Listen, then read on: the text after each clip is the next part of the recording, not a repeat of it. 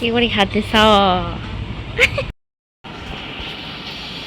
म यसको दाची बनाउँछु झोल टाइपमा। जिन्दगीमा खानु मन परेको थोकहरू सबै खानुपर्छ, लाउनु मन परेको थोकहरू लाउनुपर्छ, तर वेस्ट गर्नु चाहिँ हुँदैन है। रेडी भयो, मेरो हस्बेन्डले चाहिँ अघि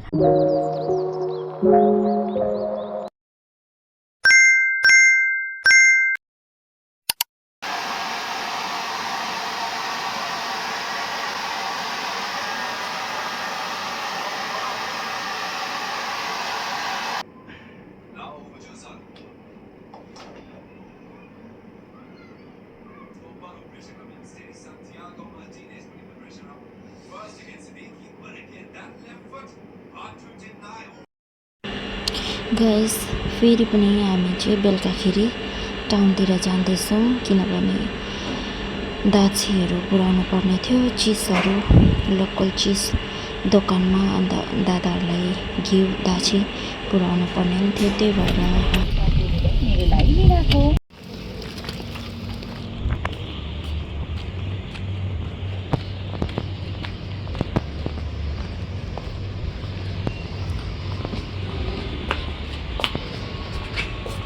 के गरी खाँदैछ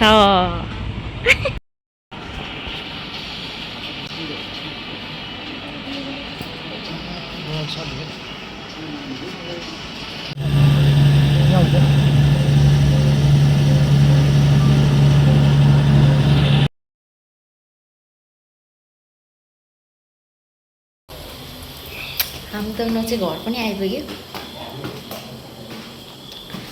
बेलुका भएपछि चाहिँ डुलाइ हुन्छ, काम पनि त्यस्तै पर्छ। फेरि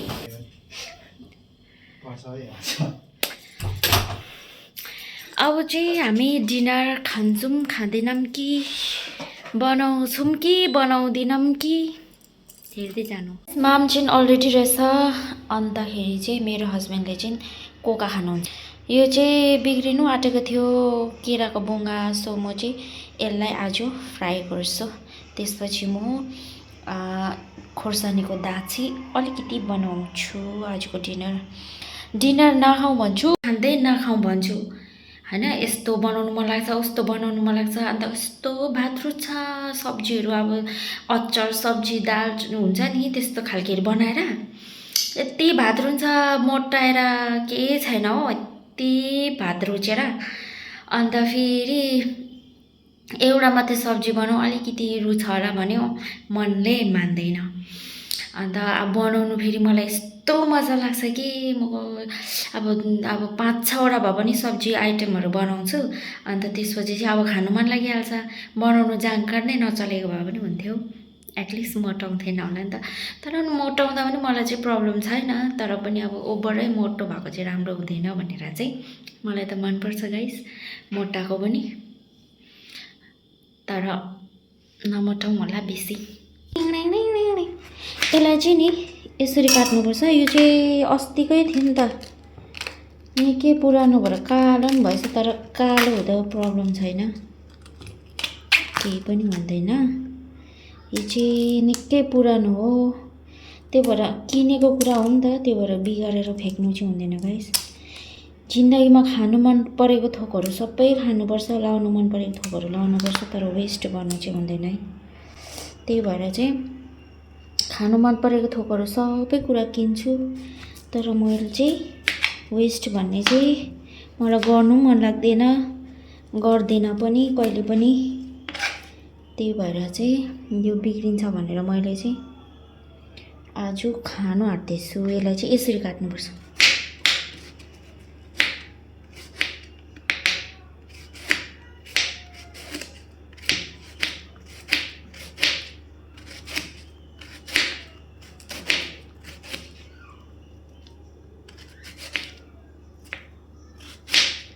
फेरि कहाँ सजिलो छ र, यस्तो हुन्छ यो।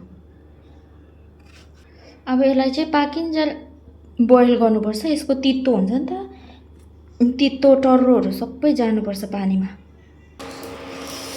त्यसपछि चाहिँ म यसको दाछी बनाउँछु झोल टाइपमा। 3टा मात्रै पकाएको, मेरो हस्बेन्डले चाहिँ नखानु हुने अरे, कोका खानु हुने अरे। सो गाइस अब मैले यहाँ सबै थोक लगाइसकेको छु। दाछीको यो पकाउनु चाहिँ एकदमै इजी छ। एमा दाछी सो यसलाई बोइल गरेर ठक्कै उचालिदिनु मात्रै हो।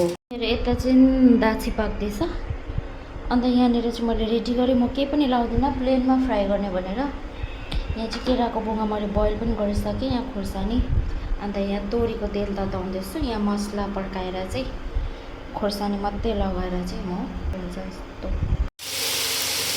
मेरो डिनर चाहिँ रेडी भयो। मेरो हस्बेन्डले चाहिँ अघि खाइसक्नु भयो। चाहिँ मेरो एमा दाछी, यो मोही, अन्त यो बुङ्गा।